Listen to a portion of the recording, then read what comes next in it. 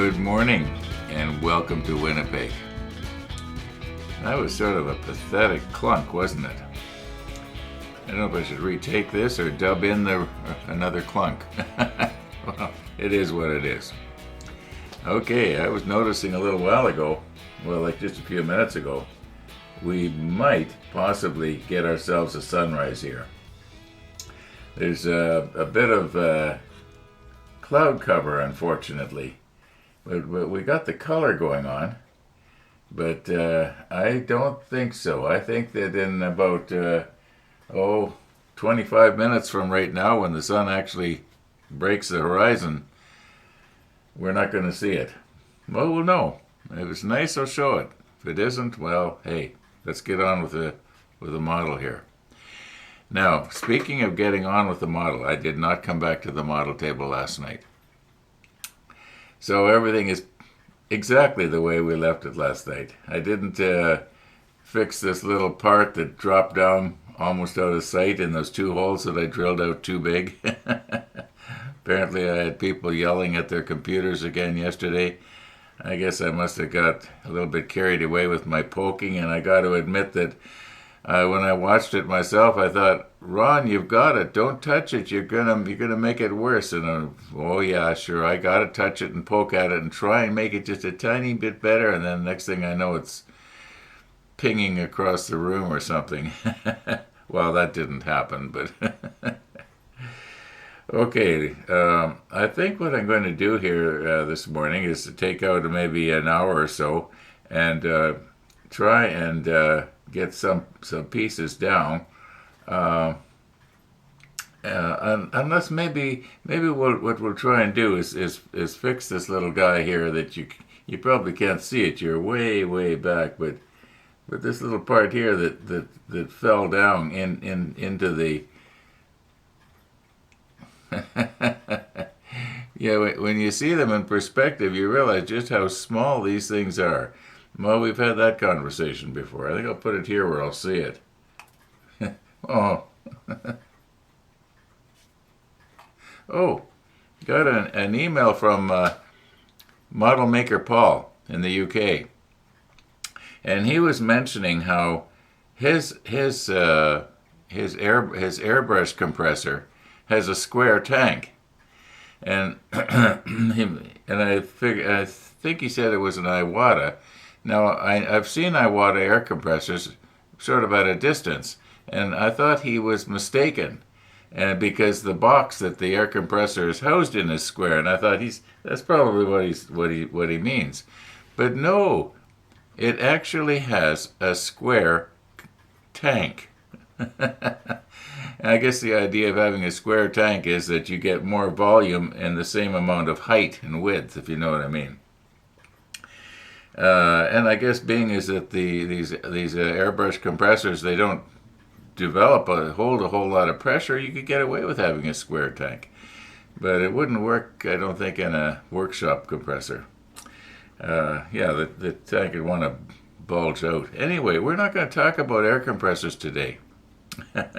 And whether you should or shouldn't drain them. I think we beat that to death. As one of the viewers put it a couple of days ago already, he says, you're beating a dead horse. So let's not beat that dead horse anymore. Okay, yeah, I'll recompose and we'll see if we can do something with this little guy here. What? Oh, it's kind of pretty there, isn't it? Yeah, no, the color is nice. You know, if this screen right here is just this little tiny section up here in the wide view. This camera up here, it takes in just over 90 degrees view. I think it's about 100 degrees. So, okay. Enough stuff that you don't need to know. I thought that was a piece of dust, but I think it's glint from the glue. Okay, now let's not get too aggressive here. All right. Oh my, I don't know if you can see it. Well, you should be able to see it. The sun has just come up. I don't know if when it broke the horizon, if you could see the sun itself, or are we just seeing the glow in the sky? Well, we'll check it out later. Anyway, let's move in here.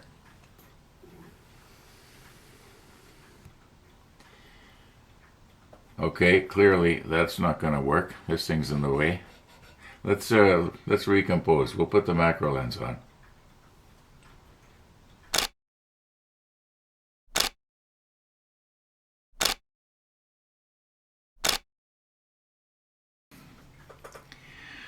Okay, so my plan here now is to use the Tamiya thick, not the extra thin. And what I want to do, maybe I should put on my other eyes here to start with, is try and dip the, well, don't dip, but I'm going to just apply a little bit of the glue to the bottom of the legs that go down into the holes.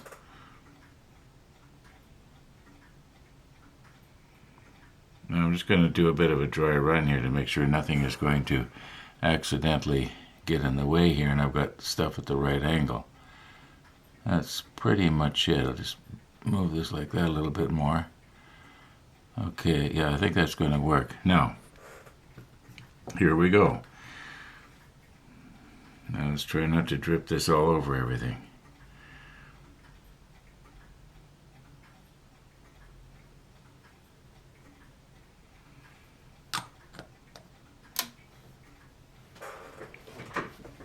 Okay, steady myself.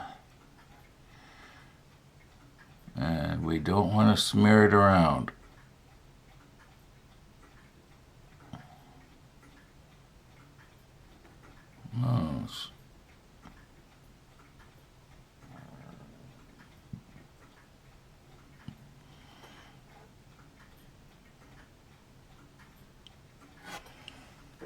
How does that look? No, it's not straight.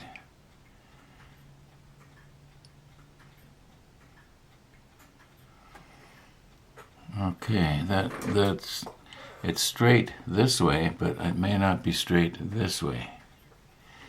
Let me get in at another angle here. That's not bad, I guess. Yeah. At arm's length, it's going to look okay. Now, as for this morning's sunrise, I was debating as to whether I should show it or not. It was nice, it was very colorful, but not what you would call definitive. And yeah, it's worth seeing, I guess. And it only lasts about 15 seconds. Now, when it comes to putting on little parts on the deck, you can put a whole bunch of stuff down and it looks like you didn't do anything. That's sort of what we got going on here. But I was busy.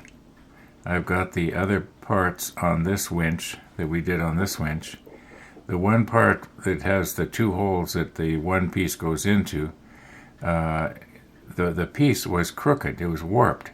I tried to straighten it, but it, I was afraid I was going to break it.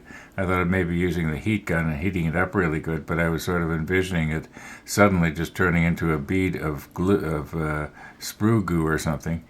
And so I didn't. I just put it on the best I could. I've put on 13 of these M1s. We're at the back here now, and we're at the place where we can probably drop down some Carly floats. And I've discovered that I don't have all the Carly floats made. I've got enough for the singles to go down, but I believe right here and here there's doubles. Here and here's a double. Here and here's a double, like one on top of the other. So I gotta try and find those and make them. I think I can probably go ahead though and put these singles down. It's pretty obvious where they go if you follow the careful with the instructions. It would be possible, I guess, to, unless the peg spacing is different. Okay, let's recompose here.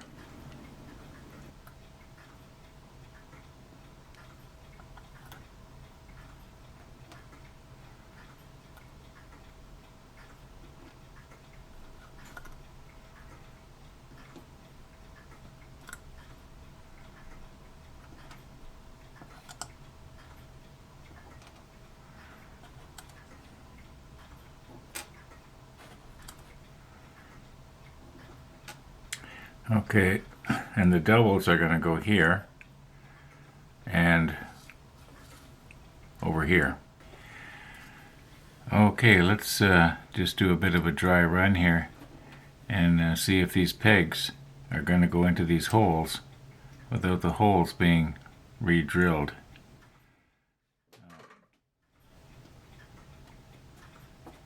Yeah, I think it's going to go in pretty good here.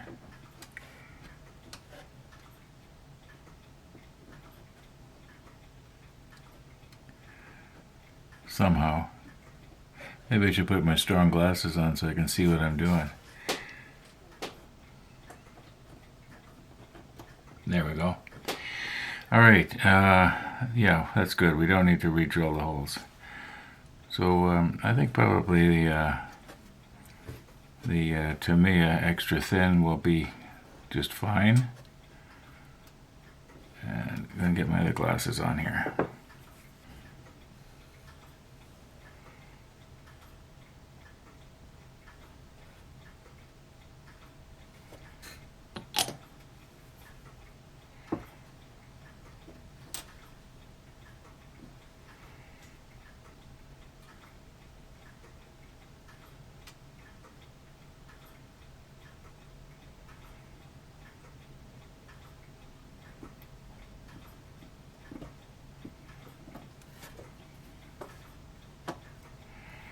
Alright, I'm going to do the other 7 the same way. And got a feeling we're going to be cutting this episode off pretty quick here. It's already 8 minutes after 2. One of the viewers asked me what kind of bird was it that we had at the bird feeder yesterday. And I had to take a second look here because I didn't actually see it all that clear. I replied back, I don't think it was a sparrow. But maybe it was a type of sparrow. Anyway, this is it, and it didn't stick around very long.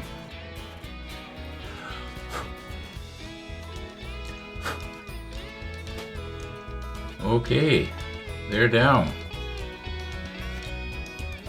And I'm going to try not to poke at them. It's hard. I'm going to call it quits here for today. And yeah. Thanks for watching, everybody. All being well, we'll see you tomorrow, and in tomorrow's episode we'll be trying to make up, I guess, the double Carly floats, the one on top of the other.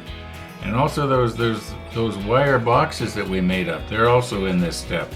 They've got to go down up against the splinter rails. But that's going to be tomorrow. So thanks for watching, everybody. All being well, we will see you tomorrow. Now, I'm not going to try and roll myself off out of the scene because it would have too far to go.